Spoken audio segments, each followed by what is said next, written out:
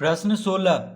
कमला ने एक स्कूटर खरीदने के लिए किसी बैंक से 26,400 रुपया 15% वार्षिक दर से उधार लिए, जबकि ब्याज वार्षिक संयोजित होना है। 2 वर्ष और 4 महीने के अंत में उधार चुकता करने के लिए उसे कितनी राशि का भुगतान करना पड़ेगा? तो प्रश्न 16 में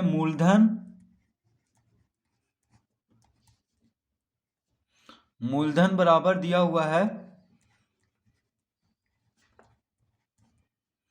26,400 रुपया। ठीक है, तो कमला ने एक स्कूटर खरीदने के लिए किसी बैंक से 26,400 रुपया 15% वार्षिक दर से उधार लिए। तो दर कितना दिया हुआ है? 15%।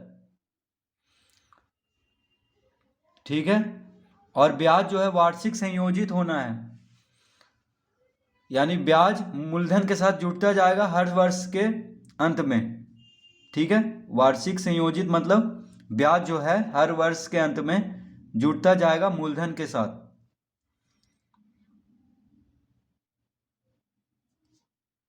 और दूसरे वर्ष में मिश्रधन ही दूसरे वर्ष का मूलधन हो जाएगा। ठीक है, तो समय कितना दिया हुआ है? समय बराबर है 2 वर्ष और 4 महीने।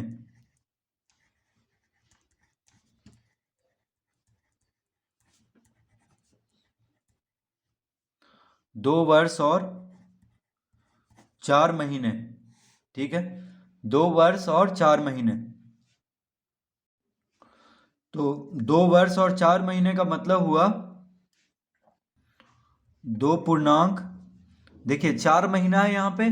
ठीक है, तो एक साल में 12 महीना होता है, यानी 2.4/12 वर्ष।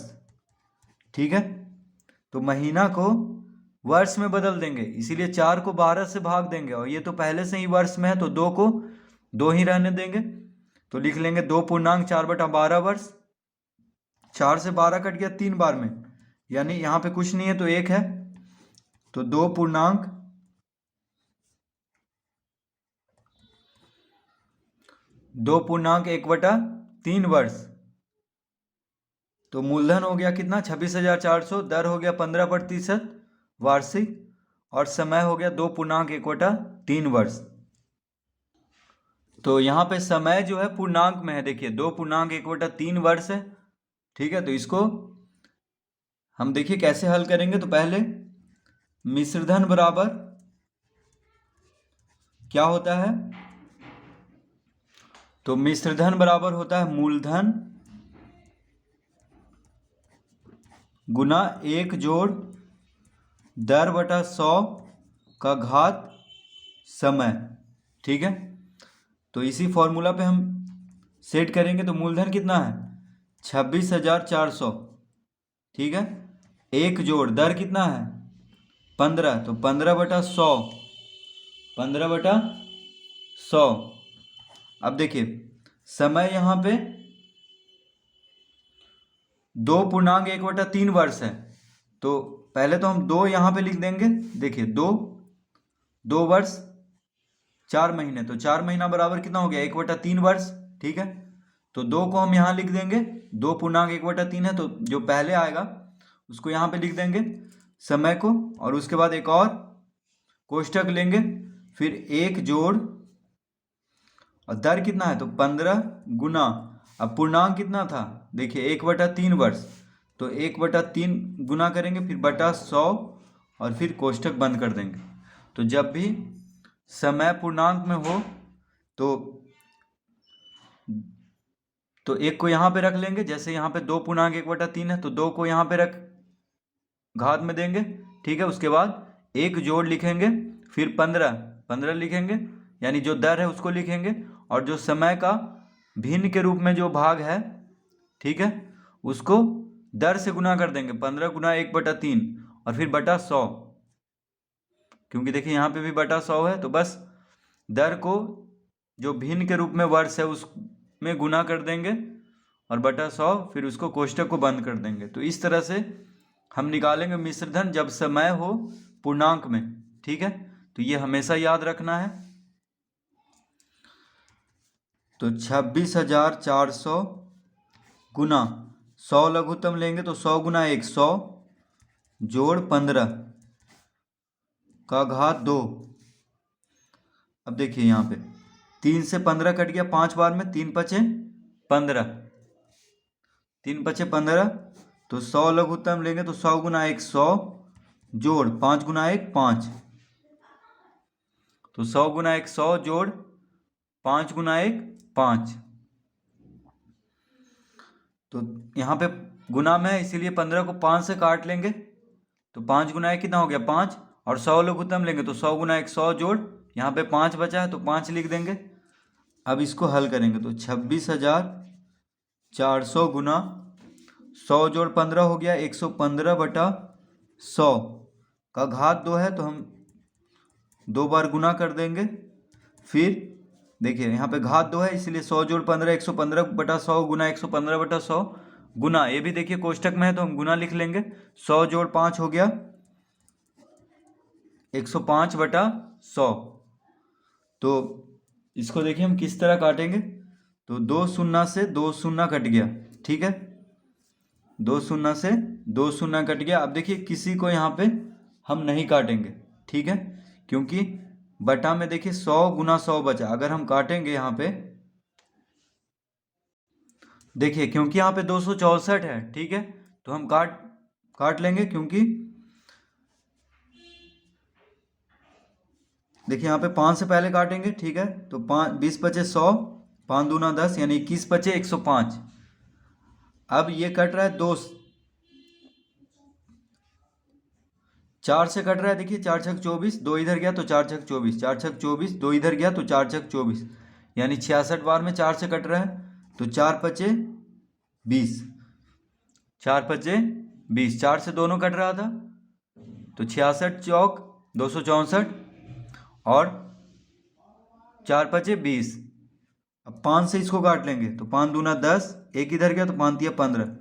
अब 66 गुना 115 गुना 23 गुना 21 कर लेंगे, ठीक है, तो ये हो गया देखिए 66 गुना 115 गुना 23 गुना 21 बटा 100। अब हम नहीं काटेंगे क्योंकि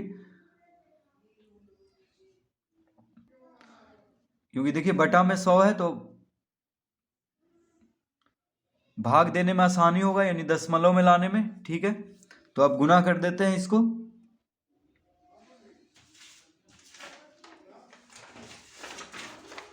तो 66 गुना 115, 6 पचे 30, हाथ में रहा 3, 6 गुना 1 6, 6 3 9, 6 गुना 1 6, 6 पचे 30, 6 3 9, 6 गुना 1 6, 0 9 9 6 15, 6 1 7, 7,590।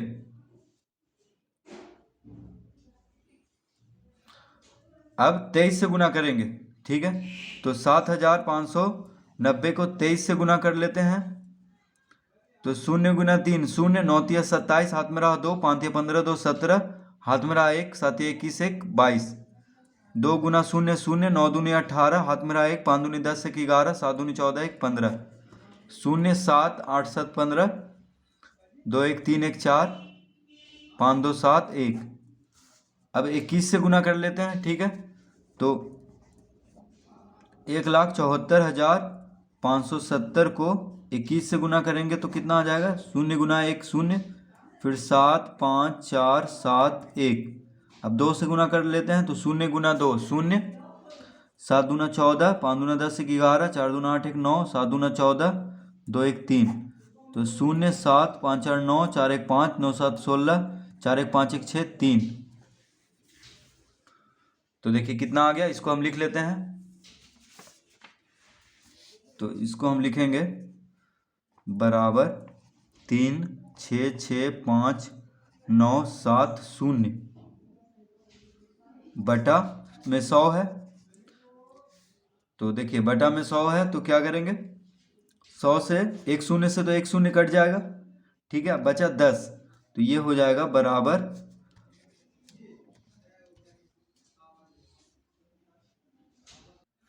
तो बटा में 100 है तो देखिए हम शून्य से शून्य नहीं काटेंगे, क्योंकि इसको रुपया और पैसा में लाना है, इसीलिए ये हो जाएगा इसका उत्तर 36,659.70 रुपया, यानी 36,659.70 रुपया। ठीक है। अगर देखिए शून्य हम काट देते तो भी दशमलव के बाद शून्य रहे या ना रहे कोई फर्क नहीं पड़ रहा है, ऐसे भी दशमलव साथ ही है। ठीक है, शून्य दशमलव के बाद कितना भी दें कोई फर्क नहीं पड़ रहा है। तो बस इसको ये रुपया में, इसीलिए देखिए एक शून्य यहाँ पे रहना चाहिए। तो ये हो गया 36,659.70 रुपया। तो ये उत्तर आ चुका है। अब लिखेंगे कमला को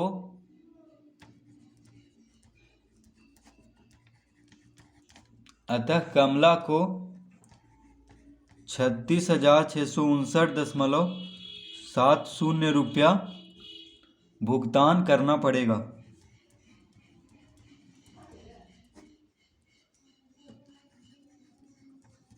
भुगतान करना पड़ेगा। तो इस तरह हम प्रश्न 16 हल करेंगे।